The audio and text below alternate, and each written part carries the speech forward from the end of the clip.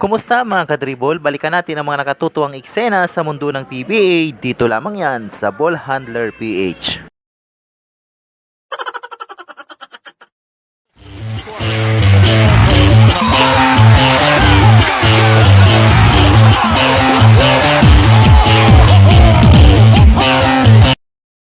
Iba din talaga ang kaba kapag ini-interview ka bilang best player of the game. Nakakalimutan mo kung anong team ka kasali.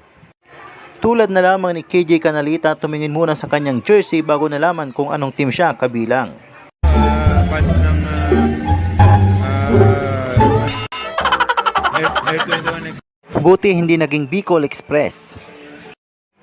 Pati itong si bus driver Gio Halalon ay nakalimutan ng nais ng pasalamatan. Pati asawa ng iba nabanggit na.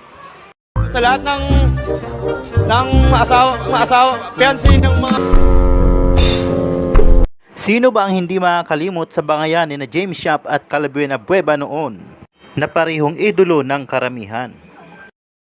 Sabi pa ng PBA Moto Club team kay Calvin Abueva, Si Calvin Abueva, isa sa mga pinakamahirap na kalaban sa PBA. Masarap kakampi, mahirap kalaban.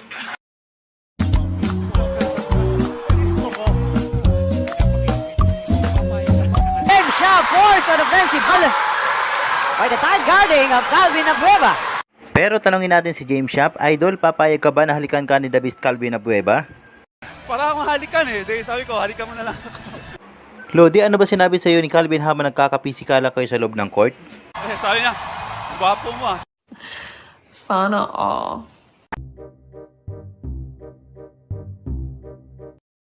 Magdadalawang isip ka talagang tuluan kung ganito kalaking tao ang sasalubong sa iyo.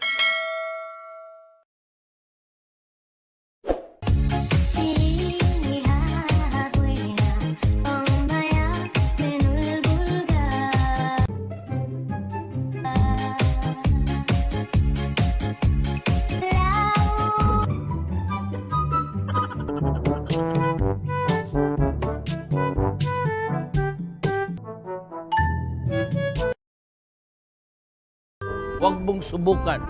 Masisira ang buhay mo.